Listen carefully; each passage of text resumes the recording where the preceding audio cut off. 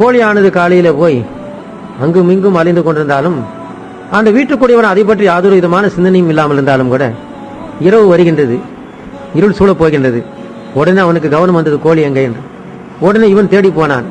சந்தில தெருவில் அங்க இங்க அப்படி எல்லாம் பார்த்துட்டு போவார். கடைசியில் எங்கேயோ பார்த்து கோழி லபகன்னு பிடிச்சிடுவான். பிடிச்சிக்கிட்டு நேராக கொண்டு வந்து வீட்டுல ஈரின் சொட்டாத நெல்லை காட்டி தண்ணியை காட்டி கூட உள்ள அமைக்கிடுவான். காலையிலே ஓடி போனாலும் அந்த இருள் சூழும் அந்த நேரத்தில் அவன் விடவில்லை. திரும்ப அந்த கோழியை தேடி கொண்டு வந்து வைத்து விட்டான்.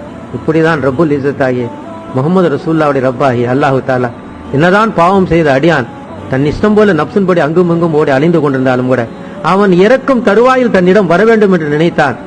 அதனால் அவன் தன்னை மறந்தவனாக இருந்தாலும் அவனுக்கு நெருங்கிய ஒருவரை, நண்பரை, வயதான ஒரு பெரியவரை, ஒரு மூதாட்டியை அனுப்பி பக்கத்தில் இருக்க செய்து அல்லாஹ் சொல், அல்லாஹ் சொல், லா இலாஹ இல்லல்லாஹ் சொல்.